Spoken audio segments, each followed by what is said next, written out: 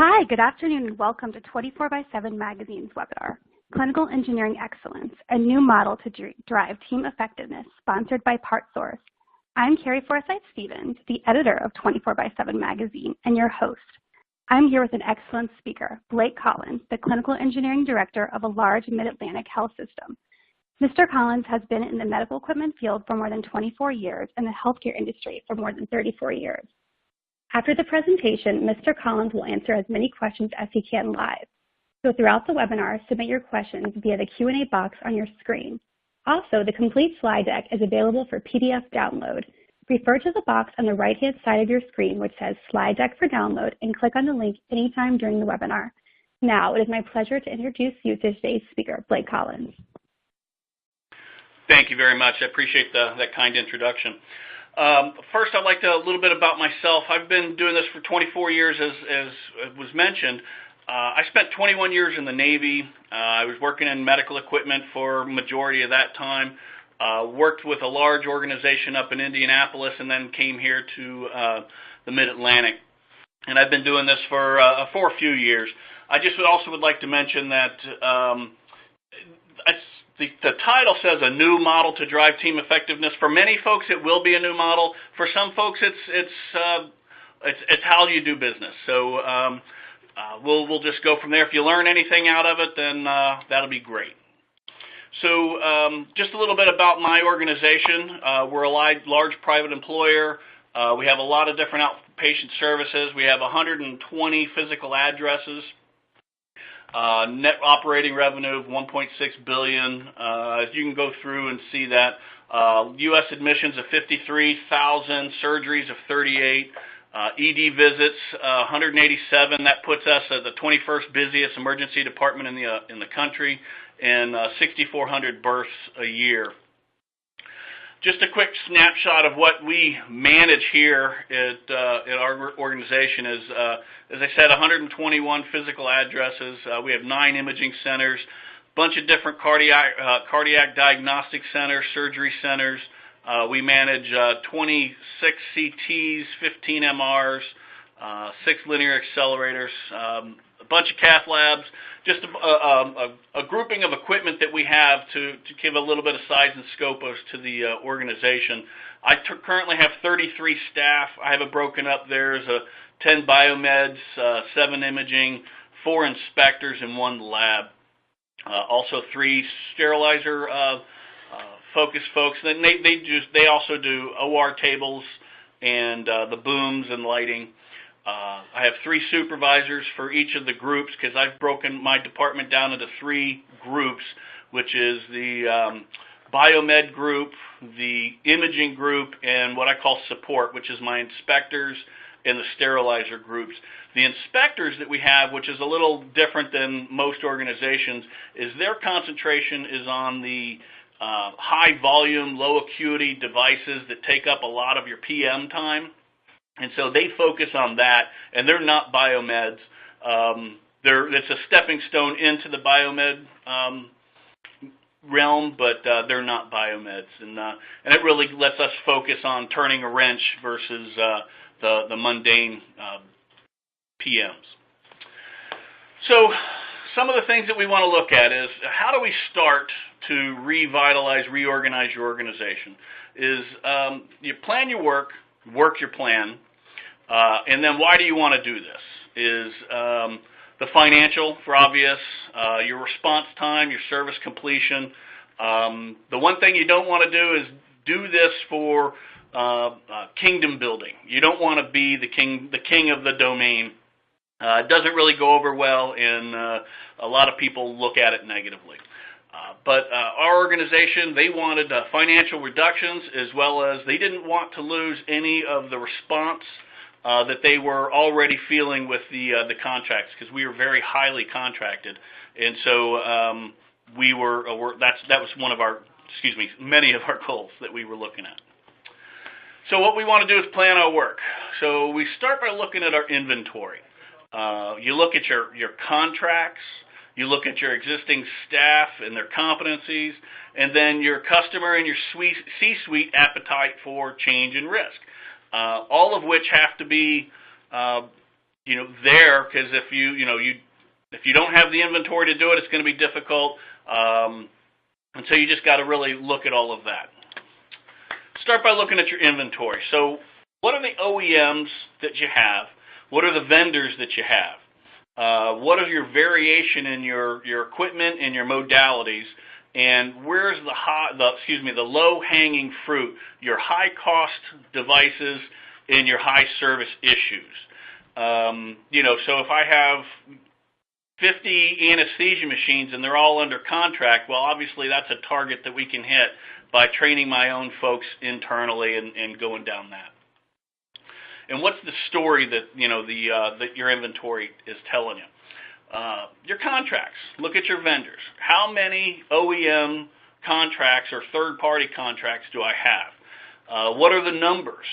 When we were here, I had 27 contracts, each individual device on the imaging on one organization. I had almost 35 on another organization. And so look at that, and how can you combine these into one contract that's coterminous? And then look at the types of contracts you have. Are they all full service? Are they parts only, first look, etc.? And just get a handle on what you have and look at that. And then also look at your equipment that you have that are high dollar equipment that don't necessarily have contracts, but you're spending a lot of time and material money on. Look at your existing staff, their competencies in imaging. If you're going to tackle imaging, what experience do you have in the imaging? If so, what areas? Are they CT, general X-ray, MR, etc.? Your high-end biomed experience. Do you have the anesthesia, the ventilator training? Then you look, and do you need to hire people with those skills? Do you need to train to those skills? Do you build your own? Do you start with a basic biomed and train them into imaging, etc.? Look at all of that. Then you have a competency tool that I created that I use to help assess that. And this is just a quick sample. I know it's really busy, really difficult to see. But this is for a senior biomed, and it goes through, the general biomed procedures, and do you understand what you're looking at? Do you really know what it is? And then can you perform it? And then judge them on that, looking at whether, this is based on verbalization, classroom, you watching them, and you go through that. And I first have them do the assessment, and then we use that on their quarterly evaluation to go through and see, are we making progress? Are we looking for anything? You can also use this as your folks who want to progress from a biomed 1 to a 2 or from a 2 to a 3 and say, and to help goal set and set those expectations with your folks. And this is just the second part of it. Again, I apologize for the size of it. But as you go through, it's easier, and we have these for all of the different job descriptions within the department. Then you have to develop your customer appetite for change, because most of the time your customers don't know what they don't know. They don't really understand that they could get better service response internally. You have to talk to the department heads, have to talk to your administration, your C-suite. Show them the data, what it is that they're getting versus what it is you can perform for them, and just communicate. That is so key, is just talking to people, listening to what they have to say, really listen to what they have to say, and then use that to put together your plans and how you want to head things off. Next, you want to work your plan. So we already looked at the inventory. So what was the story that it told us? Where are my opportunities? Where's that low-hanging fruit? Where are my high volumes of equipment or high dollar spends? And then let's look at how we can attack that and create training plans around that. Look at your contracts. Evaluate, reduce, and change. So again, can I create one large contract from many smaller contracts that have coterminous dates easy to have the same terms and conditions. Most of the time the vendors will give you cost reduction, cost considerations, just by combining them all into one versus having to manage so many, because it's difficult for them to manage as well as it is for you.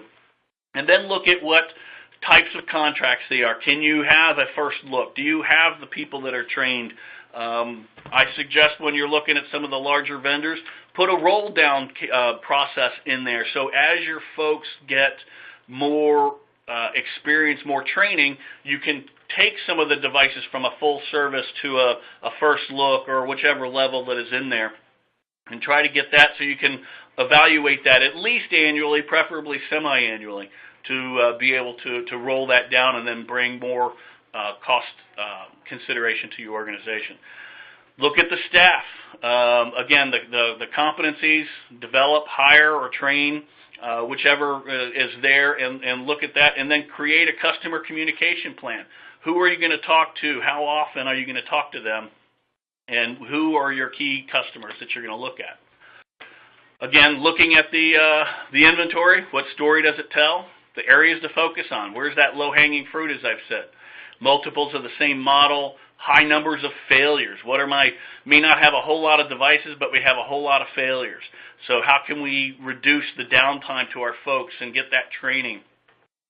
Low response rates. The vendors, we all have them. The vendors that just really don't respond as quickly as we would like them to.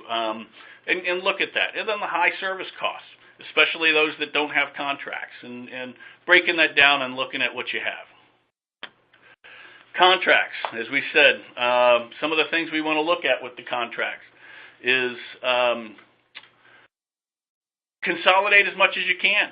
As I mentioned, the vendors will discount typically. Not all will, but a lot of them will.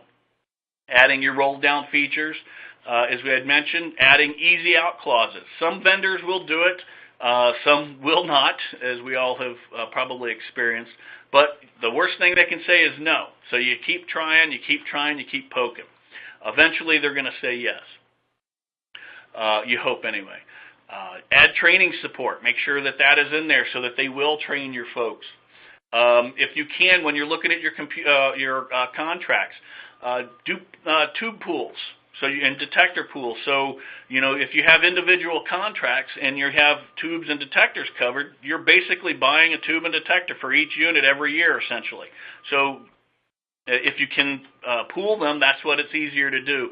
Get yourself, we have 16 cath labs. I have 3 detectors or tubes a year, actually 2 now this year. So after that, I get a significant discount. So just look at that, because that's what my typical usage is in a year. Make sure that the devices that are you don't have full coverage on, that you have software key access. A lot of times you have to get the vendor training, but get those software keys and make sure that that's written into your contract. And then look at your parts and services ordering centralization, just for your general bench stock and all the other parts that you get. I want my techs working on equipment. I don't want them spending their day on the phone sourcing parts, looking for that one part that costs $300 and calling 5 different people. It's a waste of their time, and I've already just lost my savings by the amount of time that they're on the phone. So have them turn in the wrench. That's what you need them to do. And then look again when you're looking at your contracts. Not all contracts are bad. You have to do your evaluation and which ones make the most sense. Staff and your competencies. Again, hire or train based on your low-hanging fruit that we've already mentioned. What I've always looked at, very importantly within my organization, is I want to hire the right person. I hire for ability and I train to skill. Most of the time it'll take a little bit longer, depends on what you're looking at. But it will pay off. You have that, you have the associate, they are looking at you, they have the engagement within the organization. Then you have the customers, they know this person and they like them, hopefully, and you build that relationship. And as I said, it will take a little bit longer, but it does pay off in the end. The customer, again, looking at your departments, your key departments, imaging, OR, radiation oncology, women's health, etc. Set up quarterly meetings, and what we have is I have it set for both internal and external at the same time. Is I set up a 2-hour meeting, and I spend half the time just talking internally to the different groups, and then I have the vendors come in, the different large contracts that are within that particular group, and have them come in, and we all talk to them at the same time and address concerns or praise, and always try to end the meetings on a positive note. That's always better. And then swing by frequently just to see how things are going. Have your technicians do the exact same thing. It gets them in the department. It gets their faces known. It gets you known, and your customers are more willing to reach out to you. Communicate. I've said that before. And when we come through all the time, my folks, they get, the customers will reach out to my technicians for pretty much anything. I mean, some areas, they were having a hard time getting their light bulbs changed, so they asked us, what can we do to help them? It wasn't necessarily that we were going to go in there and change the light bulbs, but we helped them get that taken care of and resolved. We have on our sleeves, your solution provider. So we're there. We want to provide those solutions. We don't necessarily are going to do the work, but we will provide a solution. Challenges. So this is probably the toughest right there, is with your staff, is changing their mindset. The customers they'll get there, but your staff is getting them on board. So one of the things one of the adages that I've taken with me over my time is, you change the people or you change the people. It may sound a little harsh, but over time it does end up a little differently. When I started here at this organization, I had 22 technicians. I now have 33, but 20 of them are new within the last 5 years. So we had some turnover of the folks that didn't really want to change, and all of the folks, with a few minor exceptions, that we've been able to hire since I've been here are still here, so which is good. And we have a very high associate satisfaction rate as well. Customer support, get them on board and involved every step of the way. Make sure they know who's going to training, when they're going to training, all of the different things, all of the rollbacks, all of the different changes that you're going to do. Some were easier than others, and some will push back. And you got to have those crucial conversations and let them know, especially what some of the changes are, what they need to do differently, as well as what you're going to be doing differently. So how do you know that you're succeeding? So you ask them. You're already walking through. You're already talking to them. You're having your quarterly meetings. Ask them, how are we doing? What can we do better? Look at your budgets. That's where you're looking at your C-suite. And how much you're spending. When we started, we were running at our contract spend was 79% of our overall spend. We were able to get it down to less than 39. It's still a little high, depending on what you're looking at, but we're working there. We're getting down there. As they say, slow and steady wins the race. You're building that competencies and all of that within the organization, and the confidences. We saved about over $10 million in the last 5 years of true savings and cost avoidances. And again, as I said, we've added 10 folks. We also expanded our service. We did not do any service outside of the main hospitals. All of of those 121 external, we didn't do any service out there. And now we handle all of that service, and it's all within us. And then 28 will be the first time we hit the same budget since 2012. So that's pretty good. Major milestones, budget reduction. We set the goal that we would want to do a 10% reduction based on cost to service ratio every year. I believe we've gotten there. The cost of service reduction, we were just at 9%, 8.9 to less than 5. So we wanted to hit 1 point per year. When we created this, it was 4.5, and I just finalized my FY19 budget, and we're projected to be at 4.1%. We service all of our imaging. Like I said, the inpatient and outpatient, and we did that within 2 years. And we took on all of our high-end biomed equipment. And then customer sat surveys. We created those.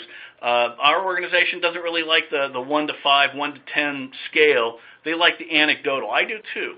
Tell me the story, to your customers. Tell me what it is that we're doing well, what we're not doing well, and how we can do that better, and then put that into play, and then communicate back with them. Well, this is what we did based on what you said, and walk down through that. So far we've been pretty successful, I believe. That's my presentation. Are there any questions? Yeah, great. Thanks, Blake. And yeah, we're now going to do a brief Q&A session. And in addition to our presenter, Blake Collin, Jason Meister from our sponsor PartSource is also available to answer any questions. Okay, below is the first question. You mentioned a checklist assessment. What type of things do you review in the assessment, and how did you apply the information? So as I had mentioned, we went through and we looked at all the different types of equipment that the different skill levels would be expected to work on. Obviously, since I have a separate sterilizer group, I don't have sterilizers with my biomeds, and I don't expect them to be able to perform the PMs. What is a sterilizer? How does it perform? What are some of the key pieces to it? Sure. They may get called in on a weekend for something not working right, and at least having that basic understanding. And then as we go through it, it's a two-way communication from the tech to us and the leadership to understand where they're going, where they're at, and how do we apply that forward. And we did use that to create goals and goal setting for them for their annual and quarterly evaluations. Great. How did you decide which vendors to consolidate, and how long did it take to make these changes? So the vendors that we went to consolidate, again, were based on the spend and the complexity of the equipment. Imaging always tends to float to the top first. That's where your high dollars are. That's where we had our greatest successes, was there with the imaging vendors and creating the master service agreements with them. Some of the vendors, some of the contracts, it took a little bit of different time for each one. One vendor I was done in about 6 months. The other took us 18 months to get through the contracting process. Great. And your teams work together now on part orders, and I mean the biomed, the clinical engineering, et cetera. So what we do, one of the good things that we've been able to do is using our CMMS is excuse me, I was able to also, we have a parts ordering person within our department, and all of our parts flow through there, as well as the essentially warehousing. So each one of my facilities has its own office, and we want to be able to move our supplies within the organization. It's a lot cheaper. So if my one hospital has the part, the other hospital needs it, instead of ordering a new one, we just ship it around and move our inventory from site to site. And so that gets my techs talking, it gets my parts person talking with all of them, and making sure we have what we need and when we need it, which is key. Great. And how were you able to decrease the cost of service ratio, and what areas gave you cost savings? So so when you're reducing your cost of service ratio, which is the cost of service ratio is what it costs to maintain a device based on what you paid for the device. And that's a static number. It doesn't change. We don't apply depreciation on that. That's more on the accounting side. We just go from the day it was purchased. It's not a perfect way, but it's a really good way. So we went through there, again, looking at your high spend, high volume things. Where am I getting that where am I going to get the best benefit? And the areas that gave us that cost savings was primarily imaging and the high-end biomed equipment, ventilators, anesthesia, etc. Great. And you mentioned adding new people. What are their roles, and how are you able to get buy-in to have additional headcounts? Good. Yeah, because in today's environment, nobody really wants to allow you to add new people. So what I did is I showed them the story. I put the data together that said, all right, I'm going to take this imaging, and I'm going to reduce my imaging cost by $500,000 or whatever number I used at the time, but I need a person to be able to do this. I need to train someone to be a CT specialist, for instance. And so by doing that, then I'm going to be able to reduce my cost a couple $100,000 at a clip. And so being able to save that, they were more willing to do that. And you just got to show them the data, show them what you can do. And then after you've done it and you demonstrate those savings, again, show that back to, the finance people, your C-suite. Look what we were able to do by adding these people in the department. And, it's not easy, easy peasy, as they say, but it's worth it, and you definitely get to build that reliance within your own people versus relying on your outside vendors. Wonderful. And we have a lot of reader questions, so I will try to get to as many as I can. Here's one. As far as your COSR, how do you capture all outside service reports? I'm sorry, can you repeat that? Sure. As far as your COSR, do you capture all outside service reports? Well, we do the best we can. That is our goal. We hound them. I hold my technicians personally responsible, because anytime a vendor is called in, one of my techs is doing that call in, and my techs are tracking them down, and they can't close out their work order until they have the field service report or the invoice in hand. Great. And do you develop an internal education program on specific devices? You train a person, they in turn train the team, or is training strictly vendor? No, that's a good question. We do both. So it's expected when my folks go out to training that they come back, and every morning, once a month, we have our department meeting, and it's set up for 2 hours. The first hour is training, where we go over just that. Is someone who's gone out to training, the expectation is they come in here and they give an overview of what it is that they learned on that particular device. We also had a time for about 9 months that we went through, and we started at basic electronics and worked all the way from basic electronics to advanced electronic theory. Refresher, getting folks in there and say, oh yeah, I remember that from school, and walking through that, as well as using that as an opportunity to help my inspectors learn more about the electronics, because they don't usually have the formal training. So we went through that process, and it's really worked out well. Okay, and how do you deal with the vendors who provide service manuals? How do I deal with them for the ones that don't provide service manuals? That's the $64,000 question, I think, that our industry's been dealing with for a long time.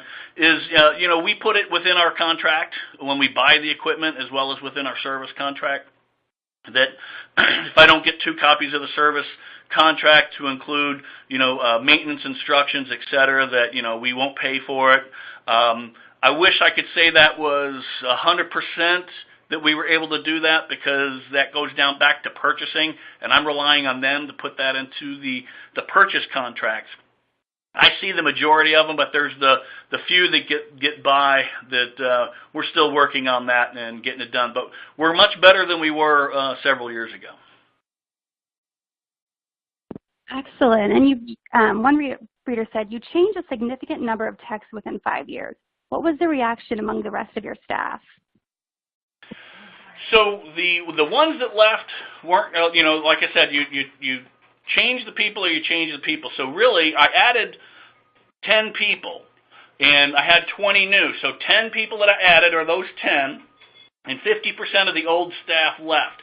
They didn't want to change. They didn't want to get on board. They didn't want. Some of the people had been here. So when you have people that have been in an organization for quite a long time, there's two things. One, it's good that they have that corporate knowledge. They know what things are, where places are, who to talk to. The other bad side of it is they don't want to change. That's the way I've always done it, and that's the way I'm always going to do it, and you're not going to make me do anything different.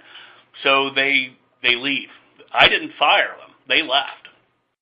So, and the rest of the staff, as they say, bad apples spoil the bunch. It wasn't taken too poorly for the most part. Great. And do you have any productivity standards protocols for your staff? Yeah, we use 85% is a productivity. But now, what is productivity? Productivity is it turning a wrench? Is it whatnot? So I use that as,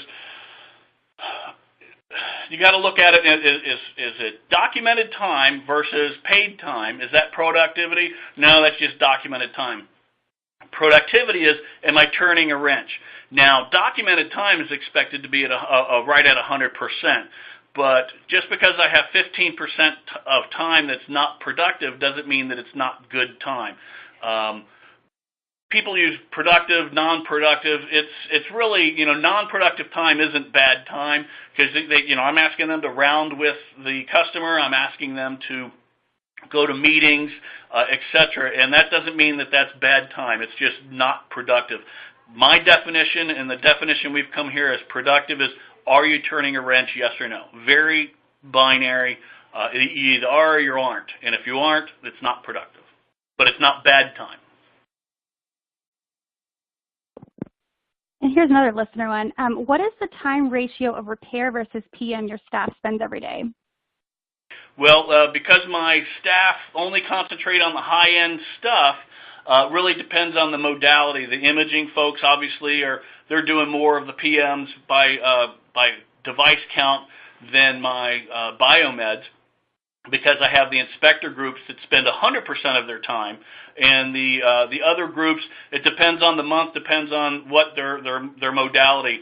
So that's really hard to say what exactly that percentage is, but I wish I had a better exact figure, but I just don't. Okay.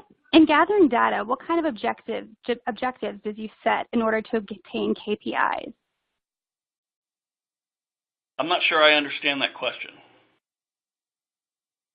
I will read it again and see if I can do it again. Okay. In gathering data, what kind of objectives did you set in order to obtain KPIs? Well, you have your standard. I think I'm going to try to answer it this way. You have your standards, like your percent completion, et cetera. But then, what we also look at is, time to repair, turnaround time, mean time between failures, a lot of those. We go through that and make sure that that's there for that KPI. Because downtime for the devices is not necessarily just because of the cost of the part that I'm going to buy, especially in CTs, is, for every, hour that machine is down, we're losing, not just, for internal profit is we go on $1,500 an hour. So me saving $200 on a part, but it's going to take me an extra 8 hours to get the part is not cost worthy. So we look at that a lot and balance that against the department's actual operational time and utilization of the devices. Okay, and how have you gone about changing the morale of the team, and what did you find most effective? So that's a real good question. So I think some of the morale changed just on the people that didn't really want to be here leaving. So that kind of is a sigh of relief on some folks. The other is just really, having those frequent conversations with everybody. We actually built a couple of teamwork groups when we first got here on communication, teamwork, and respect. And how do we build that? And I broke the entire department. No one could not participate. Broke the entire department into the 3 groups and had them lead their own organization. I was not present, or neither were my supervisors. It was them developing these programs, these initiatives, and we actually did what they wanted. So if they wanted to, well, we have to have a luncheon once a month, we did it for, not forever, but whatever it was to build that camaraderie, that teamwork, that respect for each other. We put different things on the walls. We had different sayings going on. So it really worked. They pushed the initiative to bring the teams together. It was not me, and by allowing them to do that, I think is what really helped change the morale and the team mentality and attitude within clinical engineering. Great. And do you have a vendor for defibrillator repairs, or do you have a technician that works on them? We do them internally.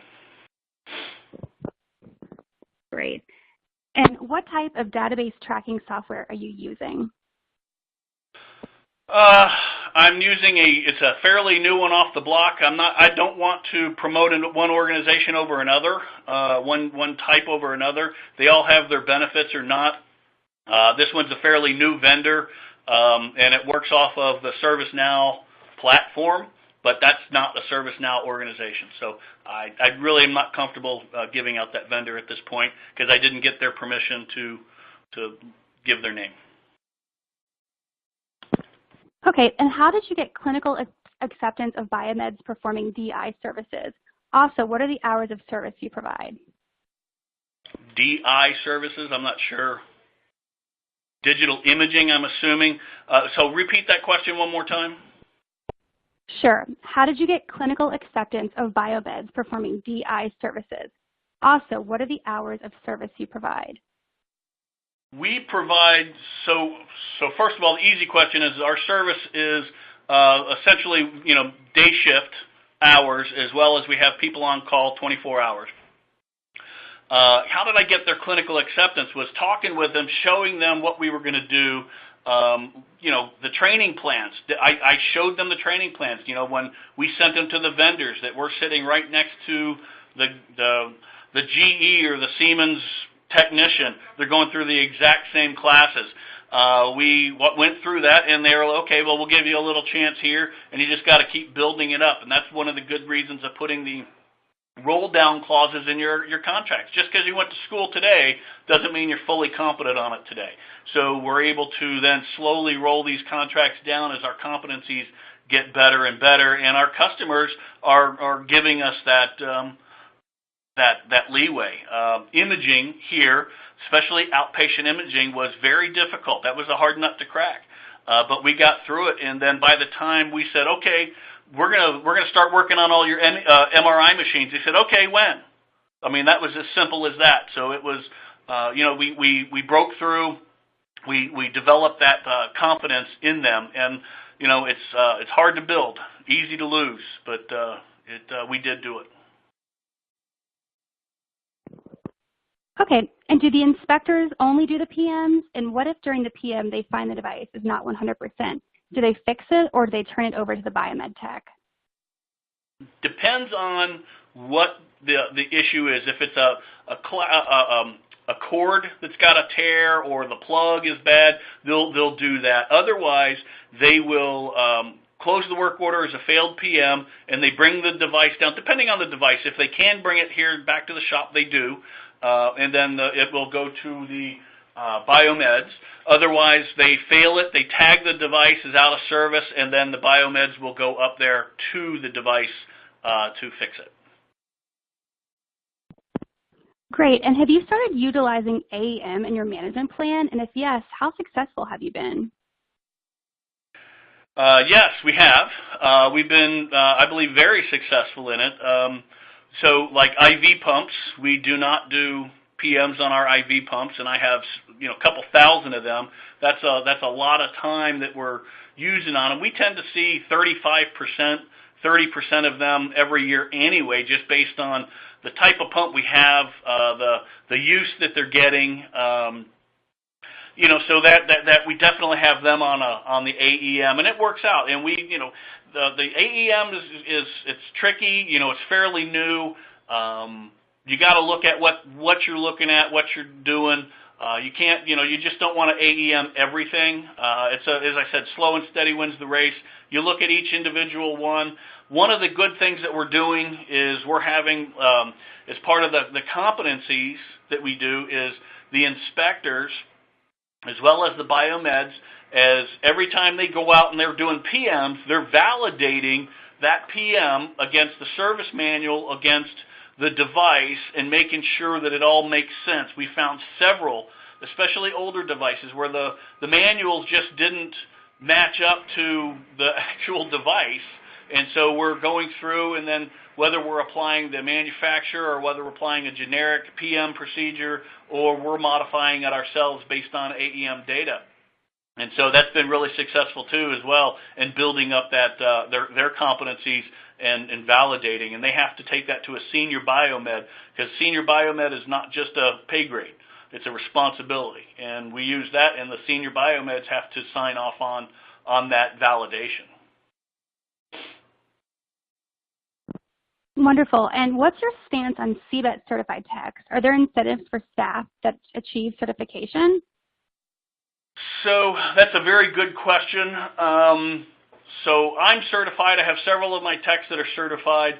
I think that certification is very important, and it is needed. I try to push that onto my techs. We pay for their certification. I give them time to study. Outside of that, no, we don't. I don't put that as a requirement for promotion or anything. But some organizations do, and I can see the benefit to it. We just don't at this time. Okay, and how do you prevent a huge manufacturer coming to the C-suite and telling them they can do better? Well, that's a very good question. So that usually is the manufacturer or third-party independent service organization. Luckily here, that's where you have, in this organization, you have to build those relationships with that C-suite and let them they have to see what you're doing, and with that communication, and it has happened a few times since I've been here. They're calling me. They're saying, "Hey, these people are reaching out. They're saying this," and then we have that conversation. And so far, I've been successful in keeping them off. Because I'm doing a lot of the same things that they're doing. So if we can keep it in house and we can keep that, the team, because if a third party comes in, typically they replace, all the employees become their employees, depending on that, that ISO. And our organization doesn't really like that. We had a lot of outsourced things at times, the kitchen, environmental, etc., and they're all back in house now because that's the culture here. They prefer that.